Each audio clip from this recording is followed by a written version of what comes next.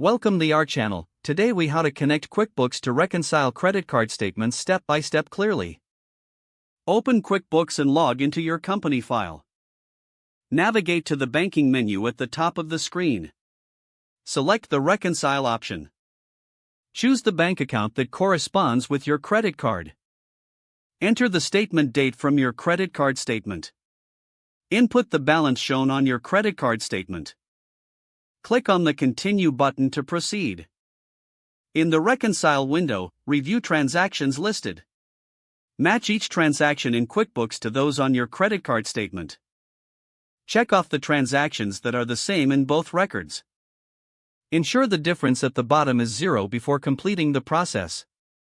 If discrepancies arise, double-check for missing or incorrect entries. After reconciling, click on the Finish Now button. A pop-up window may appear to review the reconciliation report. Save the report for your records if desired. You can also access past reconciliations through the banking menu. Congratulations, you've successfully connected and reconciled your credit card statement in QuickBooks. If the page does not load, refresh the browser or try again in a private or incognito window.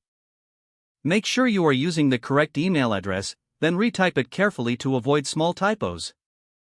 If your password is not accepted, use the reset option and create a new strong password you can remember.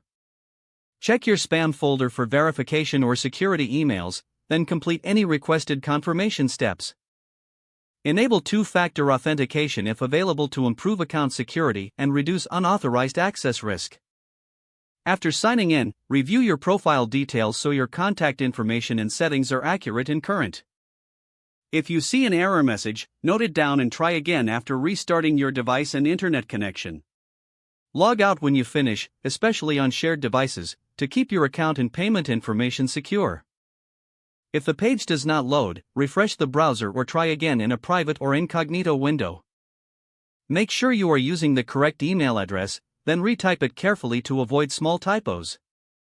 If your password is not accepted, use the reset option and create a new strong password you can remember.